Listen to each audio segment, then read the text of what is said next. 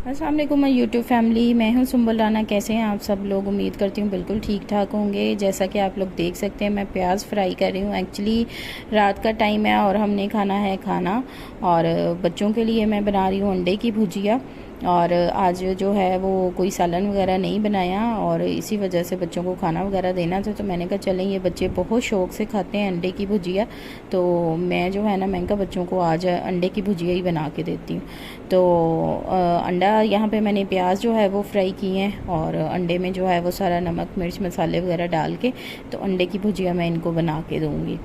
तो बच्चे जो हैं बस बहुत ज़्यादा नखरे करते हैं खाने में, और बहुत मुश्किल से जो है ना वो खाना खाते हैं, तो उनके लिए काफ़ी ज़्यादा जो है ना वो जतन करने पड़ते हैं।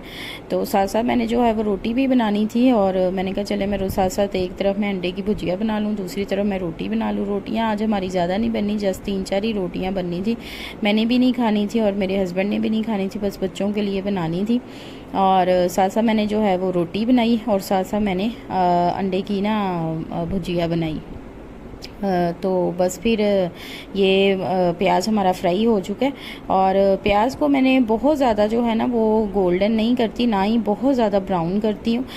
बस जब मैं देखती हूँ कि हल्का सा प्याज जो है वो फ्राई हो गया, यानी कि जैसे जो प्याज की कड़कनेस है वो ख़त्म हो गई है, तो उसके अंदर मैंने जो है वो अंडा डाल दिया, और अंडा डाल के फ्राई कर लिया। ये बहुत ही मज़े की जो है ना वो बनती है, और बच्चे बहुत ज़्यादा शौक़ से खाते हैं। मुझसे थोड़ा सा ऑयल इसमें ज़्यादा हो गया था, लेकिन फिर भी जो है अच्छी बन गई थी।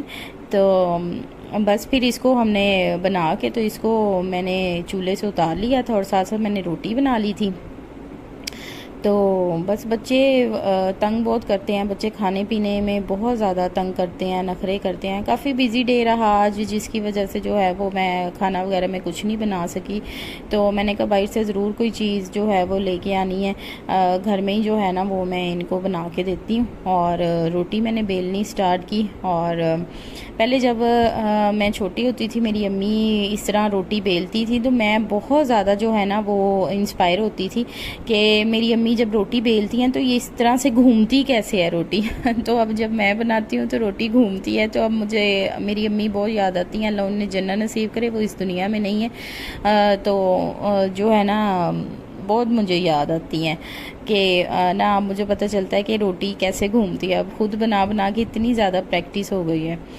तो 3 रोटियां जस्ट मैंने बनानी थी, बच्चों की एक एक और अपनी। और जो है ना मैं बच्चों को बिल्कुल भी सिंपल या सादा रोटी नहीं देती, मैं उसके ऊपर जो है ना इनको देसी घी लगा के ना थोड़ा सा, तो मैं नरम करके इनको रोटी देती हूँ। एक तो जो है ये बहुत ज़्यादा नरम रहती है देसी घी लगाने से, और आपको पता है बच्चों को थोड़ी सी देसी घी की भी ताकत जानी चाहिए।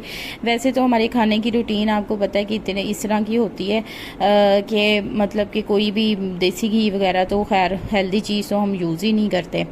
तो ये इस तरह से ये देसी घी है, ये मैं खुद घर में बनाती हूँ। इसका भी ना एक टोटका है मेरे पास इस देसी घी को भी बनाने का, और जो है ना वो भी मैं आपके साथ इंशाल्लाह शेयर करूँगी। आई होप कि आपको जो है वो मेरी वीडियोस पसंद आती होंगी। काइंडली मेरे चैनल को सब्सक्राइब कीजिएगा, बेल आइकॉन को प्रेस कीजिए, और कमेंट सेक्शन में ज़रूर बताइएगा कि कौन सी चीज़ अच्छी है, कौन सी नहीं अच्छी, कौन सी मुझे इम्प्रूवमेंट करनी चाहिए। ठीक है, इसी तरह मैं आपके साथ अपनी वीडियोस शेयर करती रहूँगी। आपकी मोहब्बत का बहुत शुक्रिया। जज़ाकल्लाह।